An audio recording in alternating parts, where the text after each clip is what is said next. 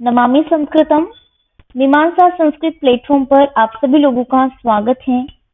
दोस्तों, हमने पेपर हल की जो ये श्रृंखला प्रारंभ की है, इसके अंतर्गत हम यूपीएससी संस्कृत ऑप्शनल 2021 के पेपर को हल कर चुके हैं। यानी कि पेपर 1 को हमने हल कर लिया है तथा पेपर 2 को भी हमने क्वेश्चन संख्या 7 तक हल कर लिया है। ठीक है, अगर आपने इन वीडियोस को नहीं देखा है और आप भी पहली बार इस वीडियो को देख रहे हैं, तो पहले इन वीडियोस को जाकर आप प्लेलिस्ट में देखिए। प्लेलिस्ट का लिंक आपको डिस्क्रिप्शन बॉक्स में मिल जाएगा। ठीक है, अब यहाँ पर हम प्रश्न संख्या 8 की बात करेंगे। तो प्रश्न संख्या 8 मूलतः नाटकों की व्याख्या से संबंधित होता है। यानी कि ये नाटक की व्याख्या इसमें पूछी जाती है। ठीक है, जैसे 3 नाटक हैं इसमें, स्वप्नवासवदत्तम, अभिज्ञान शाकुंतलम तथा उत्तर रामचरितम। इन 3 नाटकों में से व्याख्या पूछी जाती है, किंतु इसका यह तात्पर्य नहीं है कि इन तीनों नाटकों की पूरी व्याख्या आपके पाठ्यक्रम में है।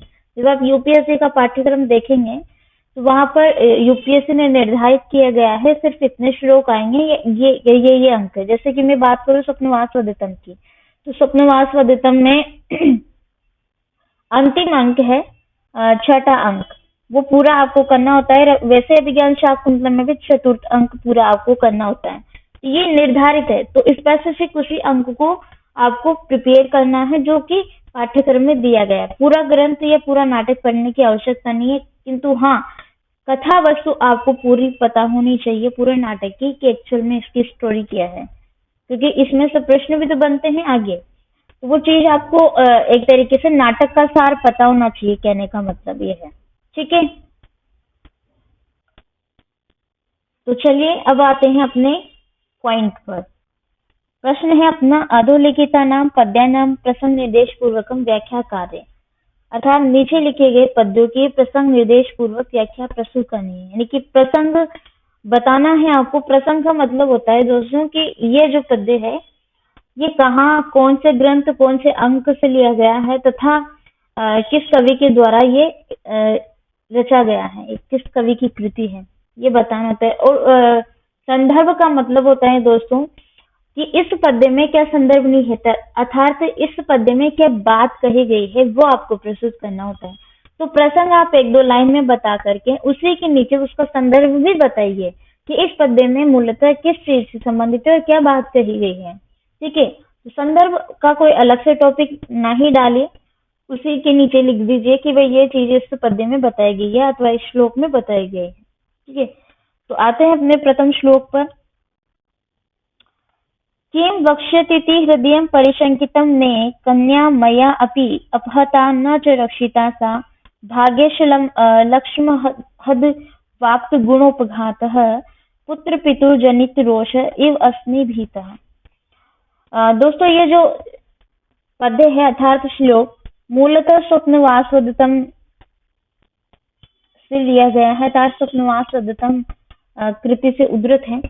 स्वप्नवासवदत्तम का अंतिम, जैसा कि मैंने बताया था, अंतिम यानी कि 6ठा अंक इसमें अपने पाठ्यक्रम में होता है। तो 6ठे अंक में आते आते आपको भी ज्ञात है कि पद्मावती का विवाह हो जाता है। ठीक है, उदयन से पद्मावती का विवाह हो जाता है और वासवदत्ता का ऐसा होता है कि वो किसी ग्रह में या फिर आग से जल करके मर गई है। इस प्रकार से ये घटना फैला दी जाती है उनके मंत्री के द्वारा।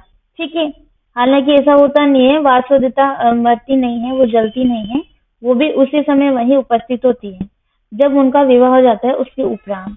तो आपको कथा वस्तु तो पहले से पता होगी, स्टोरी वगैरह आपने पढ़ी भी होगी, सुनी भी होगी, तो मैं ज्यादा उसमें डिटेल से नहीं जाऊंगी।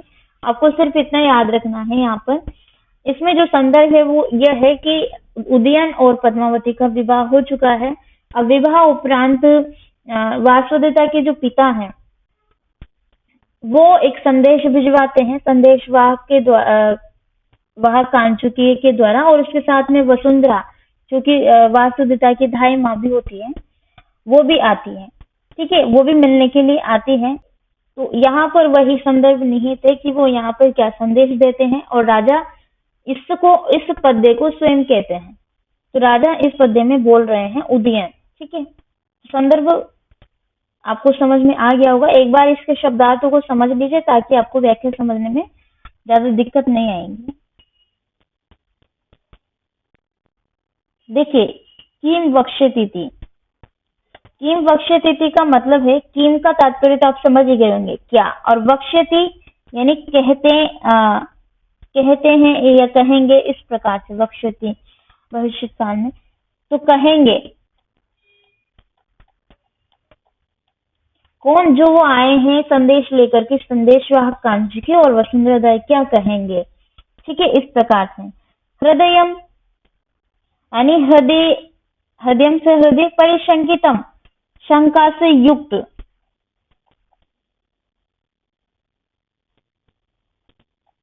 शंका से युक्त। ठीक है, शंका से युक्त। और कन्या अर्थात बालिका, जो भी कन्या है, वासुदेवता के विषय में कह रहे हैं। मया मेरे द्वारा, ठीक है, मेरे द्वारा, तृतीय विभक्ति एक वचन है, मेरे द्वारा अपहय्यता। अपहय्यत का मतलब होता है हरण कर ली गई थी। ठीक है, अपहय्यत का मतलब है उदयन ने वासुदेवता का हरण कर लिया था। तो इस विषय में उदयन कह रहे हैं कि जिसकी कन्या मैंने अपहरण कर ली थी, अपहरण की गई, इस प्रकार से रक्षा की गई, न च रक्षिता, और रक्षा नहीं की गई। ठीक है, यहाँ पर न आ रहा है, आपको भी दिख रहा होगा थोड़ा बहुत। तो न च रक्षिता और रक्षा नहीं की गई, यानी कि किम वक्ष्यति क्या कहेंगे, परिशंकित इस शंका से युक्त में कन्या अर्थात वासवदता को मया मेरे द्वारा अपहय्यता अपहरण की गई थी। और आगे कहते हैं न च रक्षिता, जिसकी रक्षा नहीं की गई, किसकी सा, उस वासवदता की रक्षा नहीं की गई जो कि मेरे द्वारा ही अपहरण की गई थी। आगे कहते हैं भाग्येश्वर लक्ष्मय हृद वाक्त गुणोपघात। देखिए, इसका विभाजन करेंगे तो यहाँ पर भाग्येश चलई, भाग्य और चलई, चलई का मतलब है चंचलता से, और भाग्य अर्थात भाग्य से। ठीक है, महद वाप्त गुणोपघात, महद वाप्त गुणोपघात यानी बड़े लोगों के प्रति किए गए अपराध। महद का मतलब है बड़े, महद वाप्त जो बड़े व्यक्ति होते हैं उनके प्रति किए गए अपराध से। ठीक है, पुत्र पितु जनित रोष इव अस्मि भीत। पितु का मतलब आप समझ गए होंगे, पिता का। ठीक है, यानी कि षष्ठी विभक्ति है, पिता का। जनित रोष, जनित रोष अर्थात जनित का मतलब है एक तरीके से उत्पन्न किया गया, रोष का मतलब है क्रोध। तो पिता का जनित रोष उत्पन्न क्रोध पुत्र के लिए, या पुत्र इव अर्थात समान, भीतर डरा हुआ। ठीक है, अस्मि में हूं। तो अपने विषय में उदयन कह रहे हैं कि देखिए, जिस कन्या का मेरे द्वारा अपहरण किया जा चुका था पहले, उस विषय में वो क्या कहेंगे, किम वक्ष्यति क्या कहेंगे, कौन, जो वो संदेशवाहक कांचुकी आए हैं, वसुंधरा आए हैं। कहाँ से आए हैं, वो आए हैं वासवदता के पीहर से। अब चूंकि पद्मावती और उदयन का विवाह हो गया है, तो उनको कॉन्ग्रेचुलेशन जैसे बोलते हैं ना, किसी की मैरिज हो जाती है, तो ये बधाई देने के लिए और उनको सांत्वना देने के लिए, क्योंकि सांत्वना इसलिए भी देनी है कि वासवदता अब नहीं रही, उनको भी ज्ञात हो गया है वासवदता के पीहर वालों को। तो इस प्रकार से, इस निमित्त से वो वहां पर उपस्थित होते हैं, उनको बधाई देते हैं। ठीक है, परंतु राजा ये श्लोक अपने आप से ही बोल रहे हैं और कह रहे हैं भयभीत होकर के कि किम वक्ष्यति क्या कहेंगे, हृदयम जिसके हृदय पे, परिशंकित मेरा जो हृदय है, मैं हृदय परिशंकित, मेरा हृदय इस बात में क्या है, परिशंकित है, मे हृदयम, मेरा भी हृदय परिशंकित है कि वे लोग क्या कहेंगे जो आए हैं। ठीक है। कन्या मई मई अपि अपहता न च रक्षिता सा। ठीक है। जिस कन्या का, सा मतलब वासवदता, तो जिस कन्या का अपहरण मेरे द्वारा किया गया था, अपहयता मेरे द्वारा अपहरण किया गया था, और न च रक्षिता और जिसकी रक्षा भी नहीं की गई, मेरे द्वारा जिसकी रक्षा भी नहीं की गई।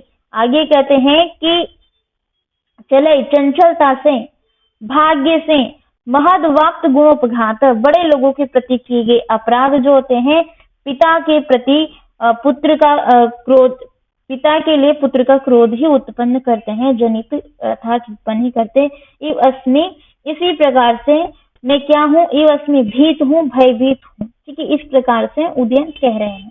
तो मूलतः ये बात आपको यहाँ पर लिखनी है कि राजा अपने मन में आए हुए भय को प्रकट करते हुए कहते हैं कि मैंने जिस कन्या का अपहरण किया और फिर उसकी रक्षा भी मैं करने में असमर्थ रहा, यानी कि उसकी रक्षा नहीं कर पाया वासुदेवता की, तो भाग्य से अधिक प्राप्त किए गए गुणों पर आघात करने समान मैंने ये अपराध जो किया है, अथवा जिस प्रकार कोई पुत्र अपने कार्य से पिता के क्रोध को बढ़ाकर स्वयं डरा रहता है, उसी प्रकार से आज मैं भी क्या हूँ, अपराधी हूँ, अपराधी की तरह ही डरा हुआ हूँ।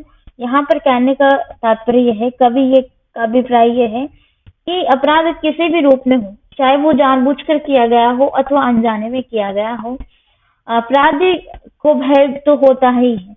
यहाँ पर अपराध भले ही उदयन द्वारा अनजाने में किया गया था, उसकी रक्षा नहीं की गई, वो रक्षा करने में असमर्थ रहे, किंतु फिर भी वो इस ग्लानि के साथ में भयभीत हैं कि मेरे द्वारा उस कन्या जो कि अपहरण की गई थी उसकी रक्षा नहीं की गई है, मैं उसको रक्षा करने में असमर्थ रहा।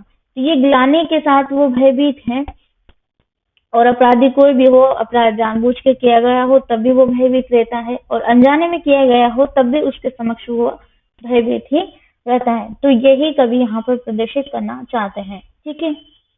उम्मीद करती हूँ इसका भावार्थ या व्याख्या आपको समझ में आ गए होंगे कि किस भाव से कवि ने इस पद्य को प्रस्तुत किया है और उदयन यहाँ पर क्या कहना चाहते हैं।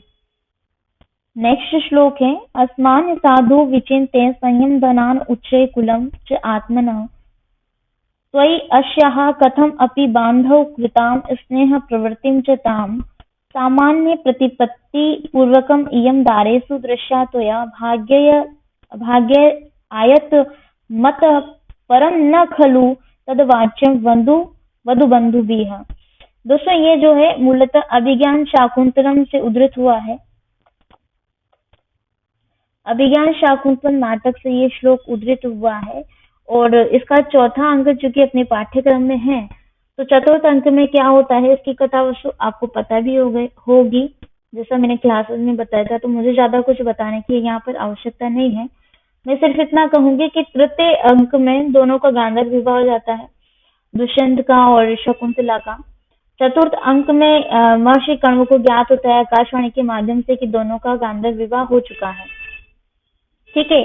तो गांधर्व विवाह हो चुका है, अतः वो शकुंतला को पति के घर भेजते हैं, और पति के घर भेज रहे हैं अर्थात उसके जमाता के लिए, यानी कि शकुंतला के पति के लिए वो कुछ संदेश भी भेजेंगे ही, क्योंकि उन्होंने तो विवाह होते नहीं देखा है, तो उस समय वो कुछ संदेश उनको नहीं दे पाए हैं। तो इसलिए जब वो अब पति के घर जा रही हैं तो उसके साथ में शारंगदेव उनको छोड़ने जाते हैं। तो शारंगदेव को वो बताते हैं अपने जमाता के लिए क्या संदेश भिजवा रहे हैं, वही संदेश इस पद्य में निहित है जो कि महर्षि कण्व द्वारा दिया गया है। ये बात आपको संदर्भ समझ में आ गए होगा, और कहाँ का है, अभिज्ञान का चतुर्थ अंक से लिया गया श्लोक है। ठीक है। अब आप इसके एक बार शब्दार्थ को समझ लीजिए ताकि आपको भी अच्छे से ये क्लियर हो जाए।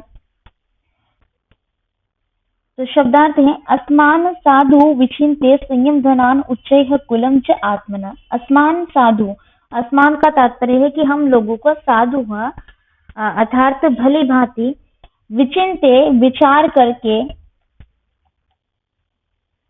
या विचार करके, जैसे कि विचिन्त्य में प्रत्यय लगा हुआ है तो विचार करके, तो शब्दार्थ है अस्मान साधु विचिन्त्य संयम धनान उच्चयः कुलं च आत्मना। अस्मान का मतलब हम लोगों का, साधु भली भांति, विचिन्त्य विचार करके, संयम धनान उच्चयः कुलं च आत्मना। संयम धन का मतलब होता है दोस्तों, संयम का मतलब क्या होता है? इंद्रिय निग्रह। और धन का मतलब हो गया इंद्रिय निग्रह रूपी धन वाले। तो इंद्रिय अर्थात मतलब कि एक तरीके से जिनका अपनी इंद्रियों पर भी क्या हो, कंट्रोल हो, तो वह भी तो एक तरीके से धन ही होता है। तो इंद्रिय निग्रह रूपी धन वाले उच्चैः कुलं च आत्मना, तथा अपने उच्च वंश का या उच्च कुल का, त्वयि तुम पर, अश्य यहाँ पर प्रयुक्त किया गया है उस शकुंतला के लिए। ठीक है, तो शकुंतला, इस शकुंतला के कथम अपि विभाजन करेंगे, कथम अपि बांधव कृताम, कथम अपि किसी अज्ञात कारणवश हुए, और अबांधव कृताम विभाजन करेंगे तो अबांधव कृताम। देखिए बांधव कृताम का मतलब होता है बंधुजनों द्वारा जो किया गया ऐसा रिश्ता, और अबांधव कृताम जो बंधु जनों द्वारा नहीं किया गया है ऐसा रिश्ता। तो शकुंतला और दुष्यंत का विवाह किसी बंधु बांधव ने मिलकर के नहीं किया था, उनका अपना खुद का निर्णय था, और दुष्यंत ने ये खुद के निर्णय से या खुद से ही ये विवाह किया था। इसमें किसी बंधु बांधव जन का कोई सहयोग नहीं था। तो अबांधव कृताम का मतलब ये हुआ कि बंधु जनों द्वारा न किए गए, ठीक है, स्नेह प्रवृत्ति अर्थात प्रणय व्यापार का, यानी ये एक तरीके से समझ लीजिए विवाह का च और ताम उसके या उसके लिए, ठीक है, सामान्य प्रतिपत्ति पूर्वकम इयम, सामान्य प्रतिपत्ति पूर्वकम यानी सबके समान आदर पूर्वक, इयम इस शकुंतला का, ठीक है, सामान्य प्रतिपत्ति पूर्वक का मतलब यह हुआ कि सबके समान आदर पूर्वक ये शकुंतला दारेसु, दारा का मतलब होता है दोस्तों पत्नी या फिर रानी ले लीजिए, तो दारा का मतलब पत्नी, ठीक है, और दारेसु चूंकि एक बहुवचन रूप है, तो पत्नियों में रानियों में, अपनी अन्य रानियों में, सप्तमी विभक्ति बहुवचन रूप है। तो दारेसु यानी कि बहुवचन रूप है, तो इसका तात्पर्य क्या हुआ कि दुष्यंत की अन्य और भी रानियां हैं, जो अनेक रानियां हैं, तो उसके विषय में यहाँ पर संदेश देते हुए कहते हैं कि इसका भी उसी प्रकार आदर सम्मान होगा, या सबके समान आदर पूर्वक दृष्टि से इस शकुंतला को देखा जाएगा, जिस प्रकार से आपकी अपनी अन्य रानियों में आदर सत्कार या आदर सम्मान होता है। तो अपनी अन्य रानियों में दृश्याः देखी जानी चाहिए, ये अपनी अन्य रानियों में आदर सम्मान के साथ देखी जानी चाहिए। त्वया तथा तुम्हारे द्वारा भाग्यतम अतः परम, भाग्यता अतः परम, इसका विभाजन करेंगे तो इसके आगे सब भाग्य आदिम है, नहीं, ठीक है, नहीं खलु निश्चय से ही, और तद वाच्यम, तद का मतलब है उसे, वाच्यम कहा जाना चाहिए, क्या कहा जाना चाहिए, वधु बंधु भी है, ठीक है, वधु बंधु भी है, अर्थात वधु के संबंधियों द्वारा ऐसा कहा जाना। वधु का मतलब तो ये हो गया तरीके से बहू या वधु जो भी, और बंधु भी है अर्थात संबंधियों के द्वारा, तृतीय विभक्ति बहुवचन रूप है। ठीक है, तो उम्मीद करती हूँ मैं कि इसके शब्द आपको समझ में आ गए होंगे। अब कर्ण यहाँ पर क्या संदेश दे रहे हैं, शारंगरव द्वारा संदेश देते हुए महर्षि कर्ण कहते हैं कि हम लोग जिनके पास कोई धन नहीं है, और धन है तो कैसा है, संयम धनी धन है, अर्थात इंद्रिय निग्रह के अतिरिक्त हमारे पास कोई धन नहीं है, द्योतक दान के लिए हमारे पास कोई संपत्ति नहीं है। इसलिए ये बात तुम अच्छी तरह से सोच लेना कि साथ ही तुम चूंकि अपने उच्च एवं गौरवशाली पूर्ववंश की मर्यादा का भी ध्यान रखना। यहाँ पर कहा है कि आप कौन सी वंश से हैं, उच्च है कुलम चात्मन, आप ऊंची वंश से संबंधित हैं, अर्थात पूर्व वंश से संबंधित है। तो पूर्व वंश की मर्यादा का ध्यान रखते हुए तथा अपनी व हमारी वंश मर्यादा का विचार कर उस स्थिति को ध्यान में रखते हुए जिससे तुमने स्वयं ही शकुंतला से गांधर्व विवाह किया है। त्वया अस्याः, तुम्हारे द्वारा इस शकुंतला से क्या किया गया है? गांधर्व विवाह किया गया है। अबांधव कृताम, अर्थात हमने यानी कि शकुंतला के संबंधियों ने शकुंतला की बांधुओं के द्वारा ये विवाह नहीं करवाया गया है। तो इस प्रकार से अपनी वो हमारी वंश मर्यादा का विचार कर इस स्थिति को अवश्य ध्यान में रखते हुए तुमने स्वयं ही शकुंतला से गांधर्व विवाह किया है। अपना स्वाभाविक प्रणय व्यापार खुद से किया है, कि स्वाभाविक रूप से स्वयं से स्वीकार किया है। अर्थात विवाह संबंध जैसा उत्तरदायित्व पूर्ण व्यवहार तुमने स्वयं ही किया है। तो इसमें इस शकुंतला के बांधुओं ने अर्थात हमने ये संबंध नहीं करवाया है। अतः इसका भी तुम क्या करना, ध्यान रखते हुए तुम्हें अपनी सभी रानियों में सामान्य प्रतिपत्ति पूर्वकम यम दारेशु, सभी रानियों में, सभी रानियां जो कि अन्य और भी रानियां हैं, तो उन सभी रानियों के बीच इसे समान आदर भाव से देखा जाना चाहिए, ये देखना चाहिए, दृश्य देखा जाना चाहिए। तो इसके आगे जो कुछ इसके भाग्य में होगा वो घटित होगा, और इस संबंध में इस समय हमें कुछ भी कहने की आवश्यकता नहीं है। आगे जो भी होगा ये इसके भाग्य के अनुकूल होगा, किंतु अन्य रानियों में इसको आदर भाव की दृष्टि से देखा जाना चाहिए। ऐसा नहीं है कि इसका गांधर्व विवाह हुआ है तो इसको उस दृष्टि से देखा न जाए, इसको एक रानी होने का दर्जा न दिया जाए। तो ये एक अधिकार दिलवाते हुए उस जमाता को संदेश भिजवाते हैं महर्षि कण्व, और यही संदेश इनका है जो इस पद्य में निहित है। तो उम्मीद करती हूँ इस पद्य का भाव तो आप समझ ही गए होंगे कि इसमें क्या बताया गया है और कण्व का क्या संदेश है अपने जमाता के लिए। ठीक है, तो ये इसको आपको एक्सप्लेन करना है। और हाँ, प्रसंग बता दीजिएगा पहले कि कहाँ से संदर्भित है। कहने का मतलब, प्रसंग का मतलब ये है कि देखिए, अभिज्ञान शाकुंतलम का चतुर्थ अंक है, महर्षि कवि कालिदास जी की कृति है, महर्षिनी महाकवि कालिदास जी की। ठीक है, तो इस प्रकार से संदर्भ भी बताते हुए आप इसकी व्याख्या को प्रस्तुत करेंगे। नेक्स्ट पद्य है, लानस्य जीव कुसुमस्य विकास नानी संत पर्णानि सकल इंद्रिय मोहनानि एतानि ते सूचनानि सरोह रुहाक्षी कृण अमृतानि मनसर्षः रसायनानि। ये पद्य जो है मूलतः उत्तर रामचरितम से उद्धृत हुआ है। ठीक है, उत्तर रामचरितम से नाटक से लिया गया पद्य है, और श्री राम माता सीता के विषय में इस पद्य में कह रहे हैं। क्या कह रहे हैं, पहले एक बार इसके शब्दों को, अर्थ को समझ लीजिए। देखिए, सरोह रुआक्षी, सरोह रुआक्षी का मतलब होता है कोमल लोचन।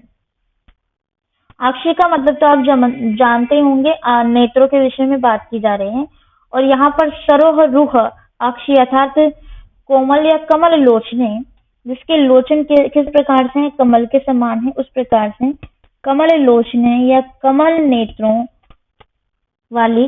ठीक है, ते तुम्हारे एतानी अर्थात एतानी सुवचनानि, ये जो तुम्हारे मधुर वचन है, सुवचन है, यानी कि सीता के मधुर वचनों की बात की जा रही है। और राम सीता के विषय में कह रहे हैं कि कमल लोचने, यानी कि तुम्हारे कमल जैसे ये नेत्र, ते तुम्हारे ये एतानी सुवचनानि, ये मधुर वचन, म्लान से मुरझाए हुए,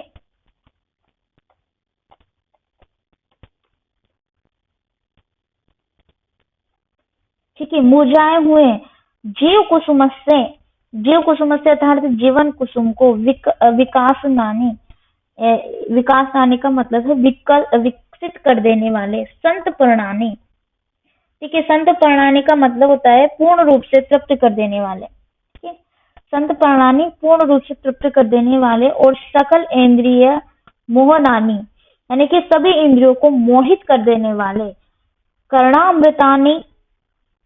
कर्णामृतानि का मतलब हो गया, कर्ण का मतलब तो आप समझ गए होंगे कान, और द्विवचन में है तो कानों, कर्णामृतानि कानों के लिए, अमृत स्वरूप तुम्हारे ये मधुर वचन, मनसस्य और हृदय के लिए, मन अर्थात मन के लिए या अथवा हृदय के लिए, रसायनानि रसायन है एक तरीके से। ठीक है, तो ये इसके शब्दार्थ हैं। अब इसका भाव समझ लीजिए, इसमें क्या कहा गया है। राम कह रहे हैं माता सीता के विषय में कि हे कमल तुल्य नयन वाली सीते, हे सीते, विशेष रूप से यह संबोधन कर रहे हैं। ठीक है, तो हे सीते, तुम्हारे ये जो मधुर वचन है, ते एतानि सुवचनानि, तुम्हारे ये मधुर वचन, म्लानस से, मुरझाए हुए, जीव कुसुम से, जीव कुसुम को, विकास नानी, विकसित कर देने वाले, और संत प्रणानी, पूर्ण रूप से तृप्त कर देने वाले, तथा सकल इंद्रिय मोहनाने, और सभी इंद्रियों को मोहित कर देने वाले, कर्ण अमृताने, कानों के लिए अमृत स्वरूप, तथा मनसस्य, और मन के लिए कैसे हैं, पौष्टिक हैं, कानों के लिए अमृत स्वरूप है तुम्हारे ये मधुर वचन, तथा मन के लिए पौष्टिक रसायनाने, पौष्टिक रसायन के समान है। इस प्रकार से तुम्हारे ये मधुर वचन मेरे कानों के लिए अमृत बने हुए हैं, तथा मेरे मन के लिए एक पौष्टिक आहार या पौष्टिक रसायन है। इस तरीके से मैं यहाँ पर कह सकती हूँ। ठीक है, इस तरीके से यहाँ पर राम कह रहे हैं सीता के विषय में। एक बार स्पष्ट रूप से इसकी व्याख्या समझ लीजिए कि हे कमल तुल्य नयन वाली, या हे कमल लोचने सीते, तुम्हारे ये जो मधुर वचन है मुरझाए हुए जीव कुसुम को जिस प्रकार से विकसित कर देते हैं, जिस प्रकार से, उसी प्रकार से मैं जो कि मुरझाया हुआ हूँ, ये पूर्ण रूप से मुझे तृप्ति प्रदान कर देने वाले हैं, तथा सभी इंद्रियों को मोहित कर देने वाले। तुम्हारे ये मधुर वचन कानों के लिए अमृत स्वरूप है, तथा हृदय के लिए एक पौष्टिक रसायन के समान है। तो इस विषय में यहाँ पर राम सीता को देखते हुए ऐसा कह रहे हैं। तो दोस्तों, अब मैं ये उम्मीद करती हूँ कि अब आप इन पद्यों की व्याख्या जरूर अच्छे से कर पाएंगे, अगर आपने ध्यान से बिना स्किप किए इनको सुना है। लेकिन करने का जरूर प्रयास कीजिए, क्योंकि सुनने मात्र से कुछ भी नहीं मिलता है। जब तक आप खुद प्रयास नहीं करेंगे तब तक ये सारा कार्य निष्फल है। यानी कि मेरे बताने मात्र से या इस वीडियो को सुन लेने मात्र से ये तो नहीं होगा कि आप इनको कर ही लेंगे। ठीक है, मेरा कार्य है जो मैंने कर दिया, ये 10% कार्य हो गया। 90% कार्य आपका है कि आपको किस तरीके से इसको प्रस्तुत करना है। प्रस्तुत करना कैसे है वो एक तरीका मैंने आपको बता दिया है। प्रसंग संदर्भ आपको प्रस्तुत करना है, अन्वय करे तो और बेटर है। इससे अन्वय से ये होता है दोस्तों, इसका फायदा यह है कि ज्यादा कोई व्याख्या में नहीं जाता है। अन्वय से ज्ञात हो जाता है कि आपने व्याख्या किस प्रकार से की है। तो अन्वय सही होना चाहिए लेकिन एक तरीके से। और अब आप इनको कीजिए, क्योंकि आप करेंगे नहीं जब तक तो आपको कैसे ज्ञात होगा। ठीक है, तो यहीं पर अब मैं अपनी वाणी को विराम देती हूँ। आप सभी लोगों का बहुत बहुत धन्यवाद। नमामि संस्कृतम।